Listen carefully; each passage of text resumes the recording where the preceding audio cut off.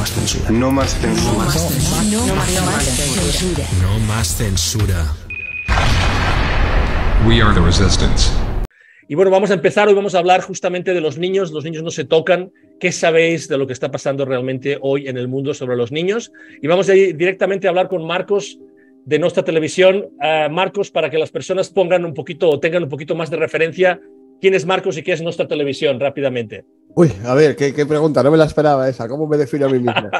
Bueno, tenemos un canal, yo soy Marcos, y tengo un canal en YouTube que se llama Nostra TV. Es una larga historia el nombre. Yo antes salía con una máscara de Anonymous. Llevo desde el año 2010, una cosa así, bueno, pues desde el ordenador ahí dando mucha caña. Y hace 6 años decidimos montar un canal de YouTube y difundir esta información, entre otras cosas. También se hablan de otras cosas, pero principalmente los últimos 3 muy volcados en el hashtag Los niños no se tocan. De hecho, salió de, permíteme que presuma, salió de nuestro canal la idea de, oye, vamos a empezar a difundir este hashtag. Y ya la gente viendo eso, pues ya llegará la información. Y poco a poco, pues mira, parece que se está haciendo una gran labor. Gracias a Ángel y a Javier, Mariano, Fran o Vali por invitarme y por dar luz a esta oscuridad que vamos a comentar hoy. Permítame que entonces, ya entrando en conversación, ¿de qué están siendo objeto los niños según tu experiencia, según tu investigación, según lo que tú has ido descubriendo con los años, Marcos? Pues lo voy a centrar, lo dividiría concretamente en España, lo más grave bajo mi punto de vista, porque siempre hay casos que, oye, ¿por qué no cuentas estos casos? Bueno, voy a generalizar un poco, pero en 2 partes. Primero, las desapariciones puras y duras, como lo que nos viene a la cabeza como una desaparición, una persona que desaparece, ya está, y no se sabe nada más, ahora enseñaré unos datos. Y luego las desapariciones, entre comillas, porque realmente no están desaparecidos, han desaparecido de sus familias, por el Estado. Porque resulta que hay unos estamentos aquí que son asuntos sociales, que bajo cualquier excusa, y ahí no pongo el presunto porque, gracias a Dios, no lo he vivido en mis carnes, pero he entrevistado a gente que lo ha vivido en sus carnes, y cómo llegan de la noche a la mañana la policía local y se llevan a tu niño del colegio, directamente, y ya no ves a tu hijo más. Y ya no lo ven más. Entonces, no son desaparecidos porque se saben dónde están, pero para mí sí habría que incluirlos porque han desaparecido de sus familias sin oportunidad alguna, por un negocio muy interesante que hay detrás de ello que ahora comentaremos. Entonces, para mí, diferencio las desapariciones que hay en España concretamente en esas 2 partes. Luego hay muchas más, tráfico sexual, etcétera, etcétera, pero esa entraría en la primera parte de desaparecidos como tal, ¿no? Y luego la que roban directamente los estados. Si quieres te muestro unos datos. Adelante, por favor. Para que sepamos en qué nos estamos moviendo. Voy a intentar ser rápido y voy a poner el cronómetro para no liarme y yo me voy mirando aquí para no quitaros mucho tiempo. Mira, rápidamente. Lo que vais a ver a continuación son los datos lo estáis leyendo, personas desaparecidas en España, datos oficiales. Luego habría que ver lo no oficial, pero vamos a centrarnos en datos oficiales para que no nos llamen conspiranoicos. Bueno, como podéis ver, este es el índice de denuncias. Dame un segundo que mueva un poquito la pantalla. Aquí. La evolución de denuncias desde el año 2010 a ahora. 11. Bueno, hasta el 2021 está actualizado esto. En 11 años, en España, en el año 2010, había, repito, datos oficiales, 3.192 exactamente. Entonces, 3.200 denuncias en todo un año. Al año siguiente, eso se multiplica ya 7.756, más del doble. Estas son denuncias en general, ¿no? De todo tipo, por desaparición. Exacto. Sí, vamos, ahora vamos a desmigar. Estas son denuncias, luego la barrita azul son las que siguen activas ahora mismo. Esas son las denuncias que se pusieron. Pero es que del año 2011 al 2012 ya vemos la evolución. 20.000, en el año 2013 19.000, se mantiene en 20. En el año 2018 se dispara a casi 30.000 denuncias de desaparición. Estos no son desaparecidos. Luego en el año 2020 baja un poquito. Ya sabemos lo que ha pasado en el año 2020. Y ese bajón es debido a eso. Ahora vamos a entender por qué esta subidón de cifras de denuncias. En el año 2021 siguen activas 1.928 desaparecidos, que no se sabe nada de ellos. El resto os ha resuelto el caso, bien porque hayan aparecido las personas. Estos son personas en general, no hablamos de niños. Ahora vamos bajando la gráfica y bajamos un poquito más para abajo. Esto es por nacionalidades en España, 2.600 de españoles, marroquíes, argelinos, etcétera. Lo interesante va a venir ahora.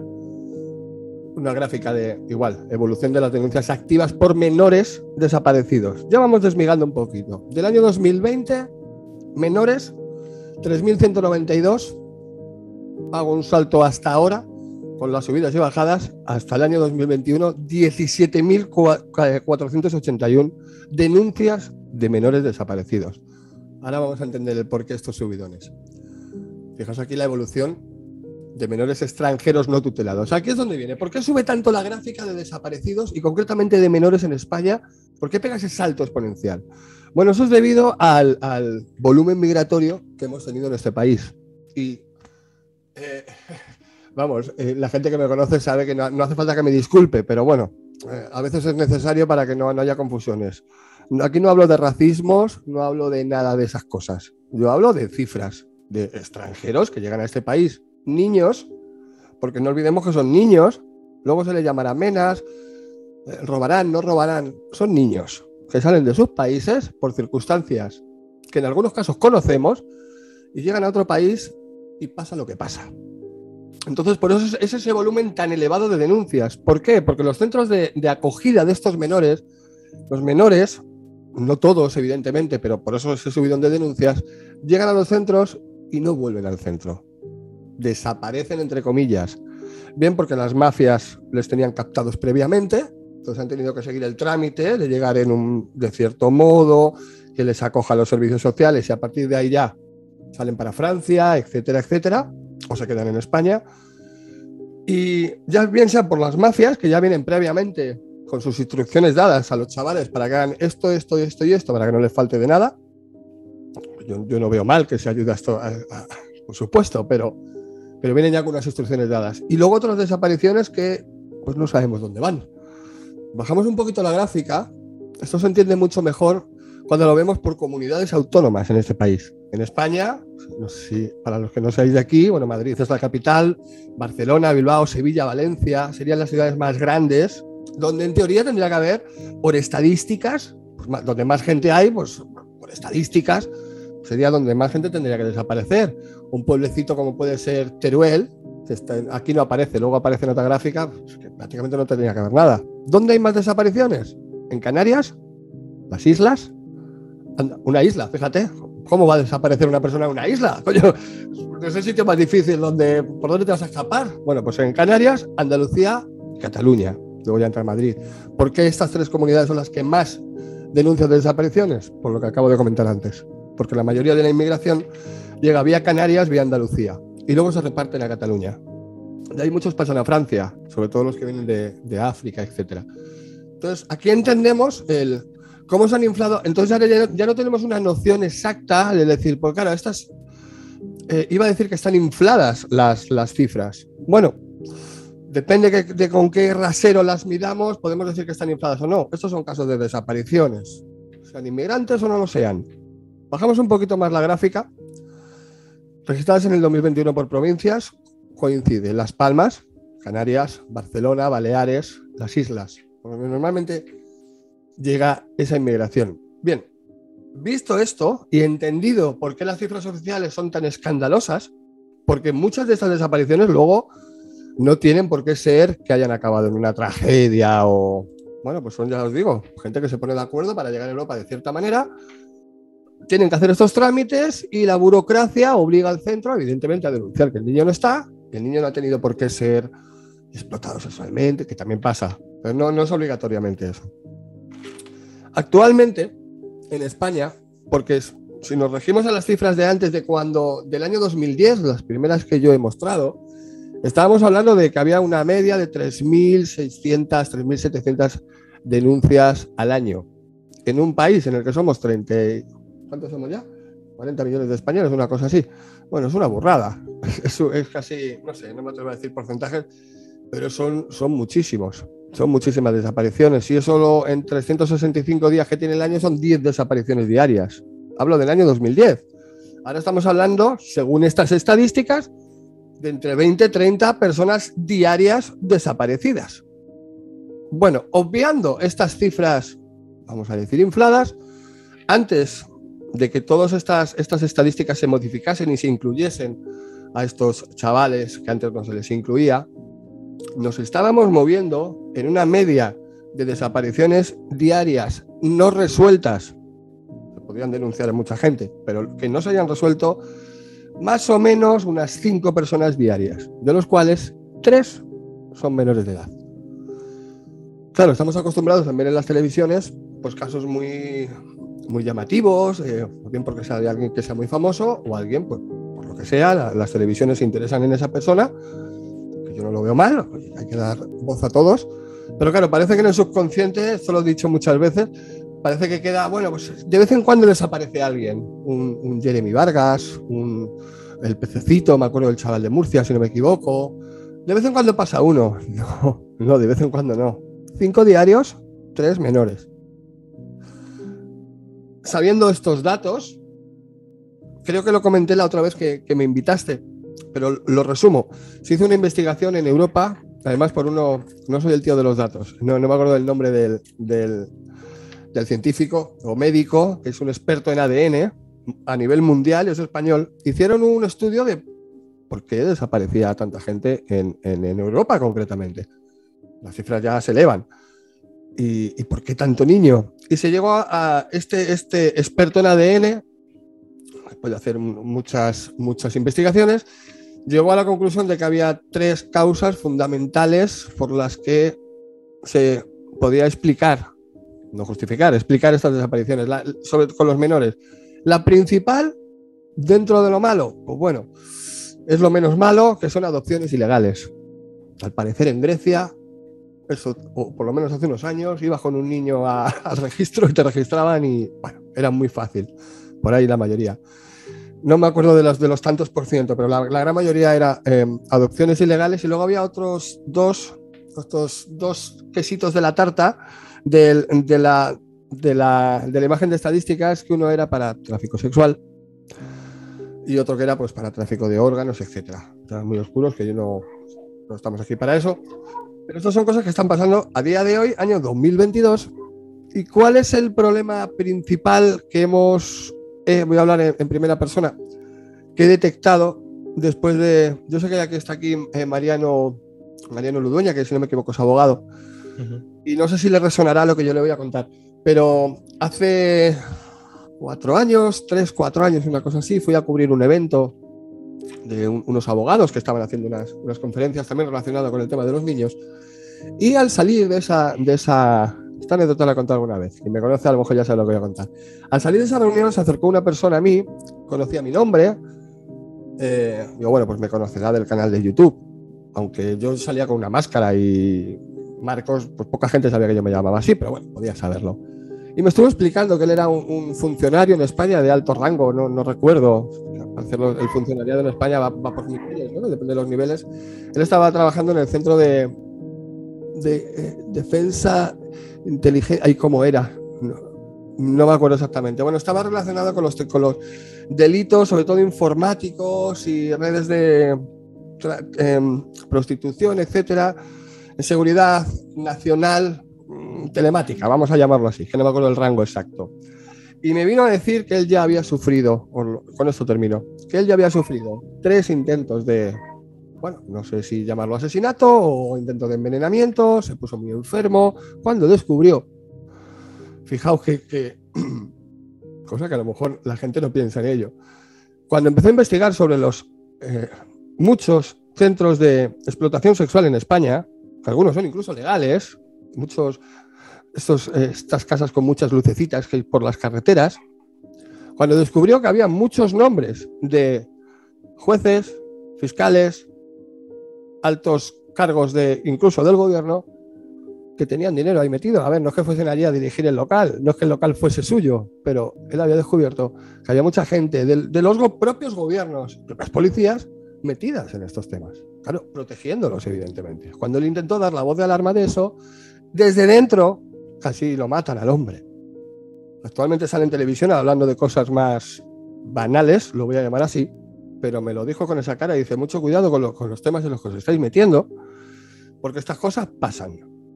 Y vosotros, bueno, pues estáis en internet, tampoco sois una televisión que tengáis una repercusión, pero ojo, porque igual que yo te conozco, también os conocen. Los que a mí me intentaron hacer eso. Así que tener mucho cuidado, simplemente me dijo eso. Ahí ya me quedó claro que dije, hostia, estamos viviendo en una cueva de cocodrilos y aquí no pasa nada. O sí pasa, ¿no? La gente lo sabe, pero a día de hoy hay una autoprotección entre esto, es como lo del el dicho de entre bomberos no nos vamos a pisar la manguera. Bueno, pero en este caso son unos incendios muy gordos. Entonces, claro, siempre hay un punto en el que no pasa de ahí la denuncia porque va a tocar a alguien. De vez en cuando sale algún espontáneo, como puede ser Mario Díez en España con el caso Cote Cabezudo, que no sé si ustedes, la gente que me está escuchando lo conoce, pero busquen caso Cote Cabezudo en internet.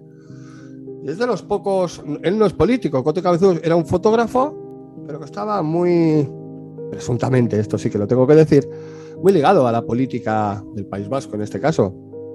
Está condenado a más de 100 años, me parece, por delitos sexuales, pornografía, distribución de pornografía, o sea, todo lo malo. Y llega un abogado que un día hace un vídeo que se hace viral, pero él ya había puesto previamente las denuncias y estaba todo en trámite, un vídeo que llegó a 1 millón de visitas y él consiguió esquivar un poco estas barreras que pone la propia justicia cuando quieres acusar a ciertas personas y por lo menos uno está en la cárcel, claro, pero es uno. Este era el fotógrafo, pero es uno más. Es como cuando cogen al que está vendiendo droga en la calle, pero no coja al gordo, coja al que les... Bueno, no me quiero enrollar más. Estos son los mundos en los que nos estamos moviendo. Hay muchas desapariciones en España, algunas se resuelven, otras por desgracia no, y por desgracia las que están ligadas a delitos sexuales, etcétera, una gran parte están protegidas y vinculadas a altas esferas en este santo país que es España. Espero haber sido breve. Gracias, Marcos. No, por supuesto. No, por supuesto. Muchas gracias por, de hecho, pues abrir y compartir esta información que la verdad es que, por mucho que lo repitamos, seguramente mucha gente desconoce. 2 preguntas quería hacerte, Marcos. La primera es, ¿no? Yo después de haber estado expuesto a tantísimos casos, ¿no? Y de conocer seguramente tantos casos y de conocer esta realidad con un detalle que además seguro que no puedes ahora, ¿no? Describir exhaustivamente, pero la primera pregunta que te quería hacer es, ¿a qué conclusión llegas? ¿Por qué crees tú que está sucediendo esto? Ya sé que es una pregunta un poquito profunda, pero me gustaría indagar un poquito en tu sentir al respecto, en primer lugar, y en segundo lugar, cómo todas las personas que nos están viendo, todos estos 144.000 guerreros de luz que nos están viendo, ¿qué pueden hacer al respecto? ¿Qué podemos hacer al respecto, Marcos? Gran pregunta. Bueno, la conclusión a la que llego del por qué pasa esto no es de ahora. Esto ha pasado de toda la vida. Tengo la sensación que hasta en la Biblia salen escritos de estas cosas, ¿no? No con detalle, perdón, la alarma de los 15 minutos. Incluso en antiguas culturas siempre se han hecho cosas muy salvajes con los niños y con las personas en general. ¿Por qué no cambia? Porque está estructuralizado, creo que lo he dicho bien. Creo que es algo que está ya tan en la médula de todos los estamentos. Si entráis, perdona que haga un poco de spam, en nostratv.com, ahí tenemos un apartado de los niños no se tocan y son todas noticias relacionadas con los niños no se tocan. Es alucinante. En el deporte, en España, en Francia, en todos en Estados Unidos, por supuesto, ya lo sabes tú. En el deporte, en la política, en la educación, en la sanidad, en donde mires, hay casos de estos y hay muchos que llevan 20 años haciéndolo y se les caza pues cuando el chaval o la chavala ha cumplido ya 30 años y se atreve a denunciar. Dice, pero es que esto me pasó cuando tenía 10 y ese tío sigue ahí y de los 10 hasta ahora sigue haciéndolo porque está estructural ya. Entonces el caso de Mónica Oltra, que es lo más actual que tenemos en Valencia, tela. Y más lejos, el caso de... Soy breve, termino rápido. El caso que tenemos en Baleares, o el caso 12 Lobas, me parece que se llama, de Canarias, en 97%, 97 o 96, 97% de los niños tutelados por el Estado en este país ejercían la prostitución en Baleares. ¿Y sabéis lo que pasó? Eso se supo porque porque un policía de calle se encontró a una chavala por ahí y dijo, ¿qué haces aquí? Le empezó a contar, mira, me pasa esto, ¿cómo? Y el policía policía de calle puso esto encima de la mesa y dijo, ¿qué está pasando aquí? Bueno, se reúnen los partidos políticos más importantes de este país para decidir si se investiga. ¿Perdón? ¿Quién es usted para decidir si la policía o los jueces y fiscales? Bueno, pues se reúnen para decir si se investiga. ¿Sabéis lo que salió? No se investigase. Con el Partido Socialista, bueno, la mayoría del partido, me da igual el color, ¿eh? Solo un partido votó a favor de que se investigase, fue Vox en este caso. Insisto, me da igual quien sea.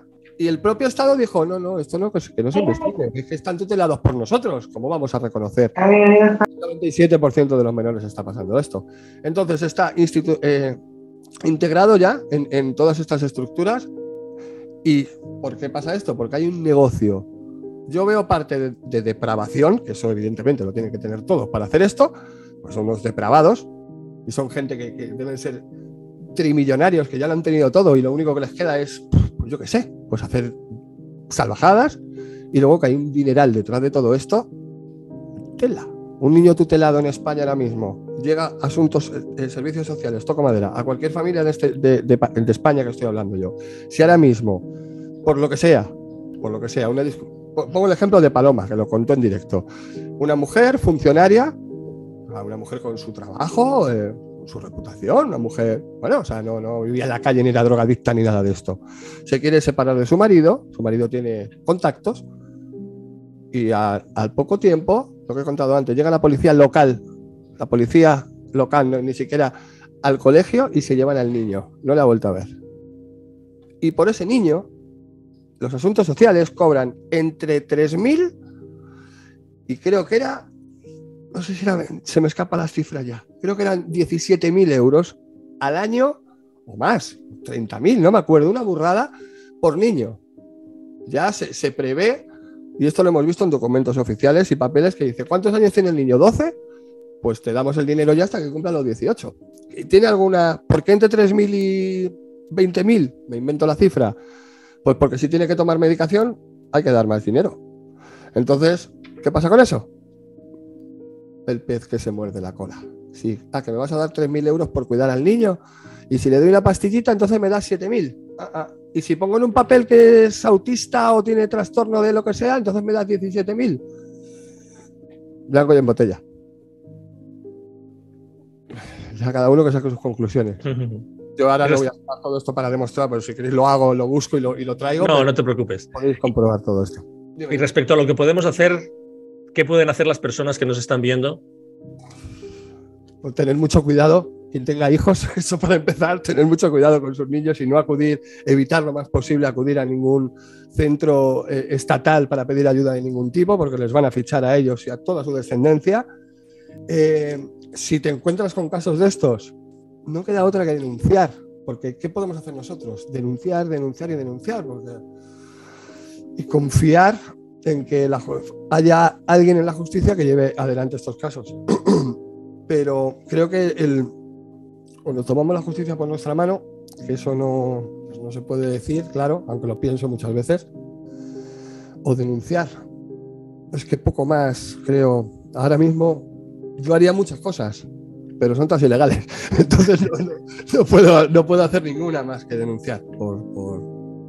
Y si te encuentras algo por internet, esto creo que lo dije también en otro directo, un consejo muy importante: si alguien en Facebook, en estas cosas, se encuentra con una publicación de este tipo, de niños, de cosas de estas, aunque sea denunciándolo, no lo compartáis.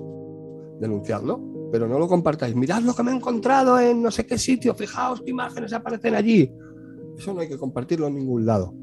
Muchas veces se hace con buena intención de decir, fijaos qué salvajada, pero eso es lo que buscan, que se comparte y se difunda.